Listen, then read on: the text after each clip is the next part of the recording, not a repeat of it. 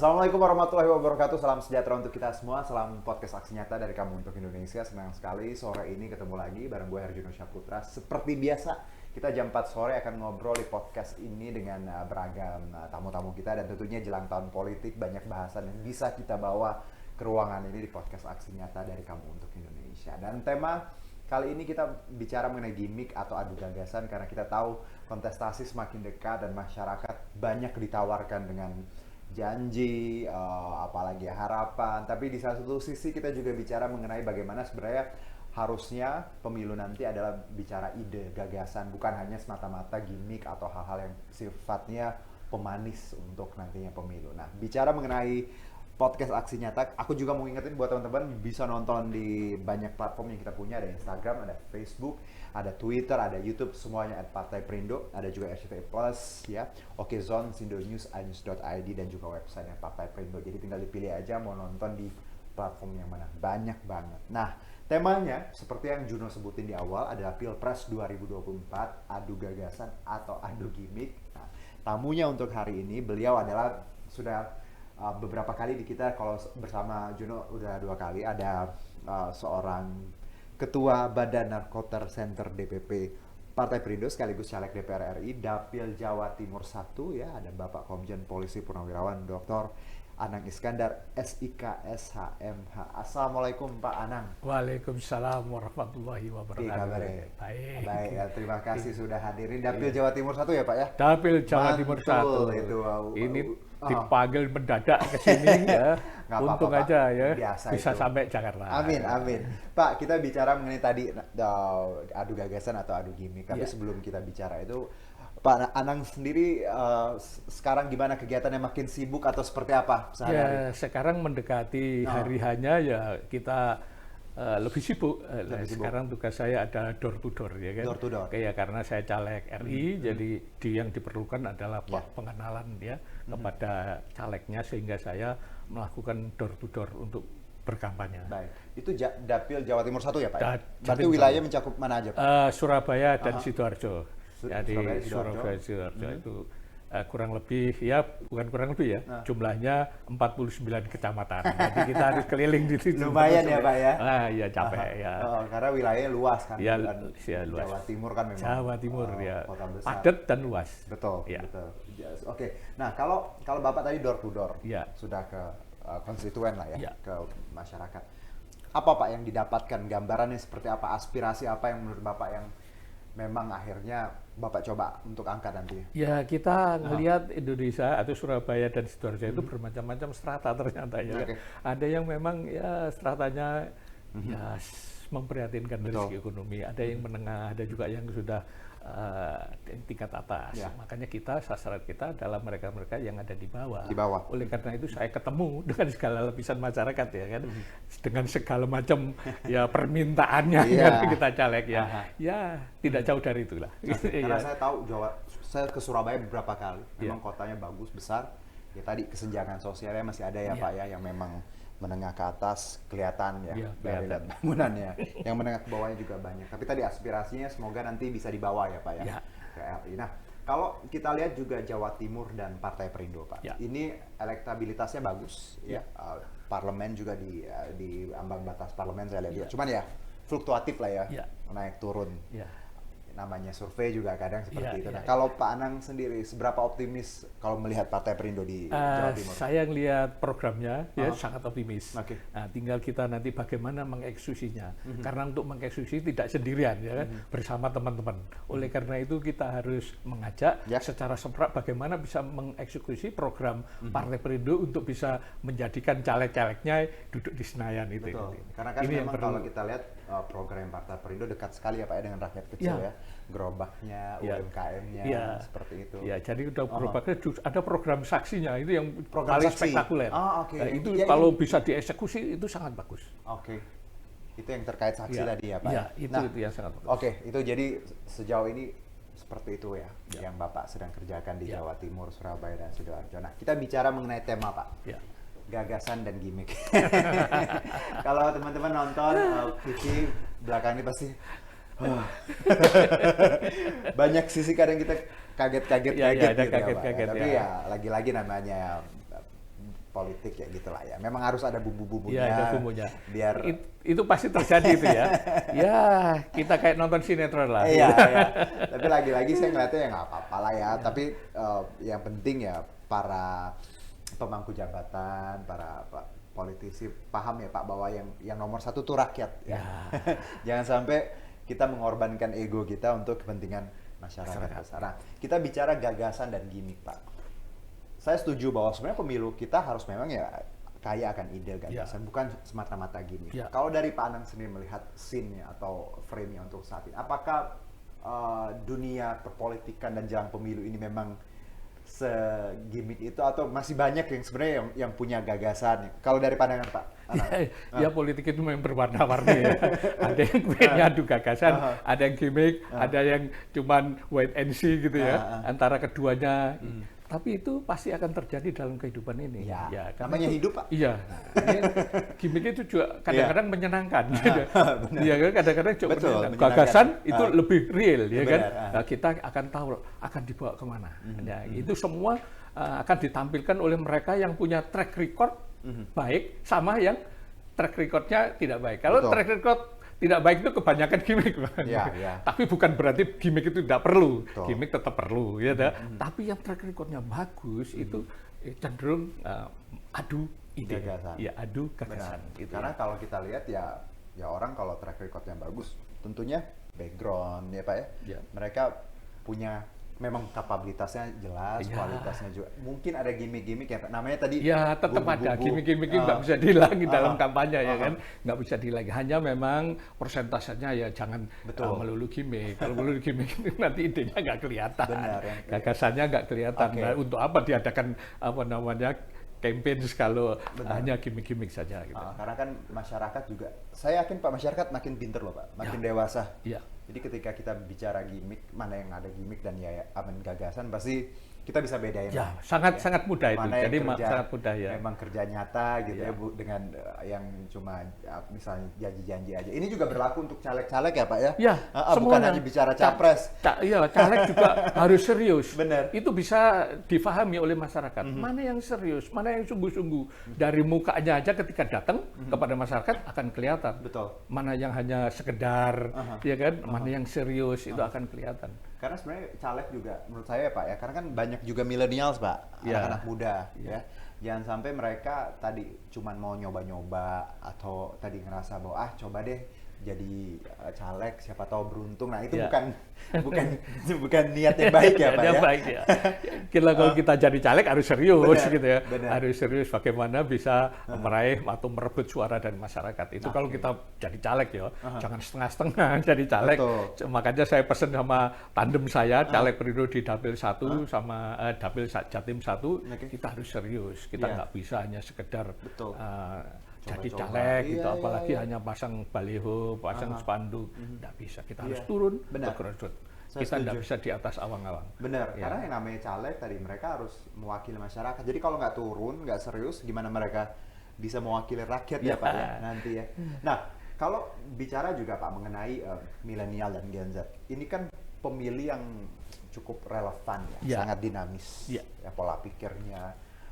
Kalau dari pandangan Pak Anang sendiri, apakah memang kampanye yang kita lakukan untuk mereka agar ilmunya atau knowledge-nya, pesan yang masuk memang harus se-fleksibel itu dengan gimmick atau memang seperti apa kalau dari Pak Anang? Kalau saya ingin menampilkan ide-ide, tetap ide-ide tetap kita tampilkan. Hanya saja saya harus turun, harus turun ke suasana milenial.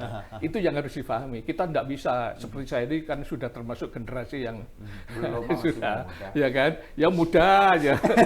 Semangatnya masih muda ya. Betul. Tapi kita harus tahu, harus turun, harus memahami bagaimana generasi muda kita, generasi Z kita berpikir. Oleh karena itu kita kampanye tidak bisa melalui ide-ide. Ya kan, harus dalam kehidupan nyata. Baik. Ya kan, track record kita harus kita sampaikan. Loh, saya itu anak tukang cukur loh, gitu ya kan. Anak tukang cukur pasti strata di bawah. Nah, bagaimana bisa sampai berjalan di posisi sekarang, sampai di posisi sekarang ini ya. mantan kepala BNN, Ya. mantan Kabar Eskrim. Betul. Itu tidak sembarangan. Nah, ini yang harus saya ajarkan kepada mereka. Baik. Nah, bagaimana liku-liku ya dari bawah bisa sampai ke puncak. Ini yang perlu dipahami. Tidak bisa kita hanya main gimmick, tidak bisa main ide, tapi harus real.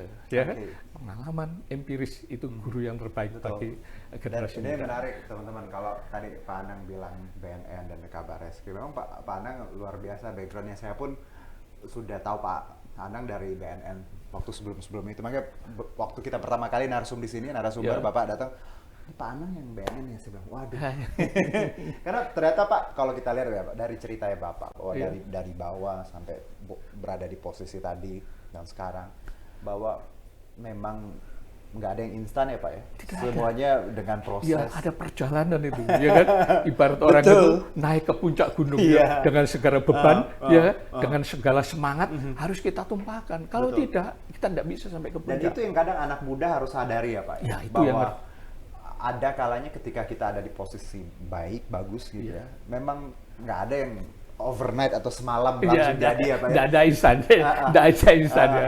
Itu yang harus dipahami. Ya, kalau ada instan ya nerobos ya bisa disemprit sama orang. Jangan, nanti juga melanggar-langgar ya Pak ya, bisa. Jadi ingat. Baik Pak, nah kalau kita bicara mengenai tadi gagasan dan gimmick, nah kita bicara debat capres, cawapres. Ini juga ini seru kemarin, katanya nggak ada debat khusus cawapres. Sudah dong, ribut seharian, besoknya dirubah lagi. Ada. Kalau Bapak melihat debat capres dan cawapres ini, memang harusnya memang dipisahkan ya. Ya capres-capres, cawapres-cawapres. Atau memang tadi, harusnya tadi udah fokus ke capres saja. Dari pandangan Pak Anang gimana? Ya, kita ngikuti ya. Capres tetap capres ya. Cawapres. Cawapres, gabungan ya juga perlu. Karena itu untuk bisa ngelihat kerjasama, tim building antara capres dengan wapres itu kayak apa. Itu juga perlu digabung. Tapi secara leadership kemandirian pribadi, ya kan, untuk memahami ide, knowledge dan experience-nya itu perlu kita munculkan lewat yang tadi pribadi ya, cawapres, Jadi diferensiasi penting ya Pak ya. Penting. Jadi ketika Bapak kemarin dengar, kalau saya pun juga kaget nggak ada debat cawapres, itu gimana rasanya Pak? Agak kaget rasanya. Kaget dan aneh.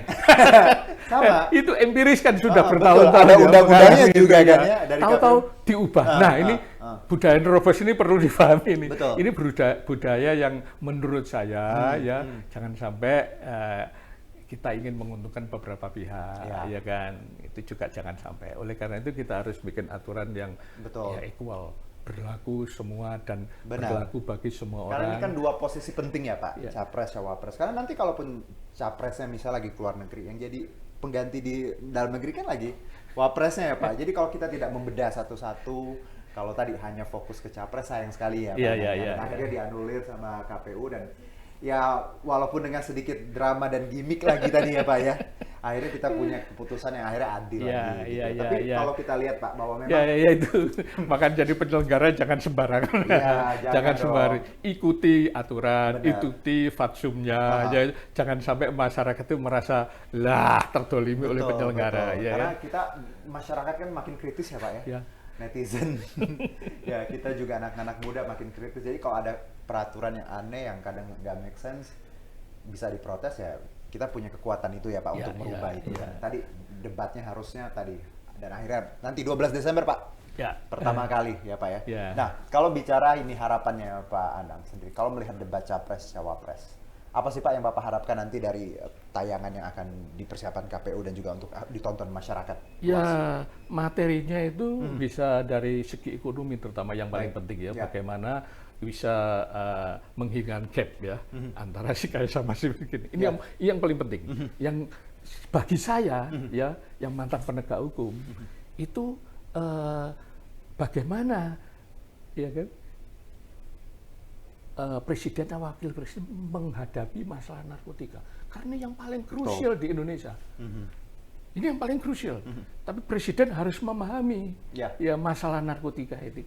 Saya bukan karena saya bekas mantan kepala BNN, tapi di Indonesia itu masalah narkotika itu makin krusial. Makin krusial. Iya. Aneh. ya kan? Bagaimana orang yang sakit, menderita sakit, yang dikriminalkan undang-undang karena menjadi korban, serta-merta dihukum penjara. Ya. Ini aneh. Ya, hal yang aneh inilah yang perlu kita luruskan. Dan keanehan ini menyebabkan masalah narkotika menjadi kayak benang kusut. Betul. Nggak selesai-selesai. Selesai. Ya, bagaimana penjahat yang mestinya dipaksa menjalani rehabilitasi sesuai undang-undang, ya kan? Ternyata di penjara. Bagaimana seorang yang penjahat sungguhan ya, penjahat sungguhan ya, mestinya harus dihukum penjara dengan hukuman berat, ya kan? Kemudian hartanya dirampas, tapi akhirnya dihukum mati. Okay.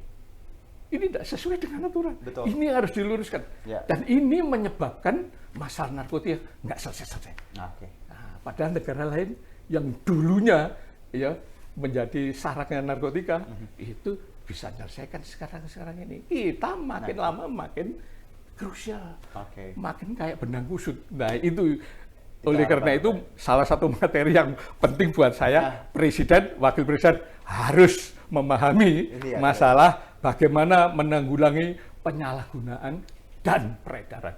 Karena penyalahgunaan narkotika itu satu sisi adalah orang sakit. Kalau pengedaran itu memang penjahat. Nah, ini bagaimana Presiden ini meramu supaya masalah narkotika bisa ditanggulangi di Republik Betul. Karena kalau yang Bapak sebutkan tadi, bicara pengguna dan pengedar, ini kan dua hal yang berbeda ya Pak. Jangan sampai yang kita lihat selalu selalu di penjara. Pengguna di penjara, siap sudah direhab. Coba bayangkan programnya pemerintah, itu namanya P4JN. Pencegahan, ya kan? Pencegahan, pemberantasan, dan penyalahgunaan dan peredaran gelap narkotika. Jadi sudah dikapling-kapling programnya. Penyalahgunaan itu hubungannya harus dicegah. Kalau peredaran harus diberantas. Baik. Itu sudah jelas. Tapi kenyataannya semuanya di penjara. Nah, ini makanya kenapa ini saya pesan khusus ini. Ya, Presiden yang mendatang harus memahami masalah narkotika. Ya, jadi, jangan sampai digebyah-uyah seperti penjahat yang lain. Oke. Ya, kan, ini salah satu masalah yang krusial ya Pak. Iya, ini paling krusial ini. Berbangsa dan bernegara. Nah, kalau bicara mengenai Bapak kan Partai Perindo di sini, dan juga kita jelas bagaimana Ganjar dan Mahfud terus melakukan kampanye ya, sowan ke berbagai pihak. Kalau dari sudut pandang Pak Anang, bagaimana Pak Anang melihat sosok capres-cawapres dari Partai Perindo itu sendiri dan seberapa optimis Bapak bahwa pasangan Ganjar Mahfud bisa membawa Indonesia emas di 2045? Ya, pasangan Ganjar Mahfud ini menurut saya pasangan yang sangat ideal. Ganjarnya merakyat, ya kan? Mahfudnya ahli hukum. Ya. Ini adalah gambaran yang diinginkan oleh masyarakat. Bayangkan ya, saya mimpi ingin punya presiden, wakil presiden yang ahli hukum baru tahun ini. Bayangkan Amerika itu dari 56 presiden, 43 ahli hukum. Dan kita semerawut masalah penegakan hukum karena memang ya kita belum pernah punya presiden yang ahli hukum. Itu sebabnya saya mendorong penuh ya kan pasangan Ganjar Mahfud ini untuk bisa jadi presiden yang ke-8.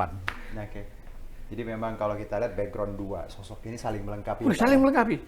Ya, ini termasuk mimpi saya ini. Mimpi saya punya presiden yang ahli hukum ini di Indonesia. Karena coba lihat presiden pertama juga bukan ahli hukum, ya, tentara. Ya, presiden kedua ya kan? Presiden pertama, presiden kedua yang tentara. Presiden pertama bukan ya, proklamator, ya kan? Yang ketiga ahli teknokrat, ya kan? Keempat ibu. Ya kan? Kelima Gus Dur ya. Iya, Gus Dur ahli agama. Keenam tentara. Ketujuh, ya kan?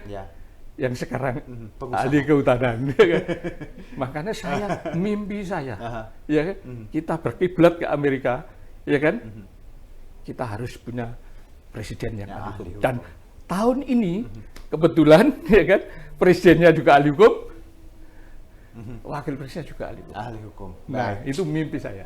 Pak Anang, terima kasih untuk bincang singkatnya ya, luar biasa, tidak terasa 30 menit. Dan tadi obrolan kita bahwa sebenarnya harapan kita nanti bagaimana pemilunya berjalan damai ya Pak ya, dan tentunya capres cawapres kita saling beradu gagasan, bukan gimmick, kerja nyata juga ya, seperti podcast kita, jangan cuman di mulut, tapi nanti dilaksanakan. Plus tadi yang Pak Anang sebutkan bahwa ekonomi ya itu harus jadi concern, plus juga tadi pemberantasan narkotika itu yang penting sekali karena itu erat kaitannya dengan kehidupan kita berbangsa dan bernegara. Pak Anang sukses untuk Dapil Jawa Timur 1 ya, Surabaya dan Sidoarjo. Saya doakan semoga yang terbaik nantinya. Tetap jaga kesehatan karena pasti sampai Februari sibuk sekali. Saya nggak ngebayang tuh kalau ngeliat di TV capres cawapres caleg tur ke beberapa titik. Aduh, tidurnya gimana ya? Pasti capek sekali Pak Anang. Terima kasih. Tapi sebelum saya tutup teman-teman, ini podcast Aksi Nyata dari Kamu untuk Indonesia. Ini erat kaitannya dengan banyak nilai-nilai positif yang kita obrolin tadi dengan Pak Anang juga. Bagaimana sebenarnya Partai Perindo memiliki value, yaitu produktif, solutif, modern, bersih, berintegritas, peduli, dan turun tangan untuk Indonesia sejahtera. Nah, value yang dimiliki Partai Perindo ini semoga juga bisa dimiliki teman-teman yang nonton ya, masyarakat Indonesia, karena value-nya ini sangat universal, bagaimana kita menjadi pribadi yang lebih baik dan bermanfaat untuk masyarakat di sekitar. Nah, untuk mendaftar sebagai anggota Partai Perindo boleh ke website kita partaiprindo.com atau klik bit.ly/member Partai Perindo. Ini udah ada di layar, tinggal dicek aja. Dan untuk apps-nya kita punya di App Store dan Play Store. Silakan di scan ya, QRIS-nya one click away. Alright. Sekali lagi terima kasih untuk yang sudah menyaksikan hari ini. Pak Anang, terima kasih. Dan terima kasih juga untuk Partai Perindo. Semoga Partai Perindo semakin sukses dan maju terus untuk Indonesia sejahtera. Saya Herjino Syaputra undur diri. Terima kasih. Sampai jumpa. Bye. Marilah seluruh rakyat Indonesia, arahkan pandanganmu ke depan. Raihlah mimpimu bagi nusa bangsa, satukan tekad untuk masa depan. Pantang menyerah, itulah pedomanmu. Hentaskan kemiskinan cita-citamu, rintangan tak menggentarkan dirimu. Indonesia maju, sejahtera tujuanmu, nyalakan api semangat perjuangan. Dengungkan gema, nyatakan persatuan oleh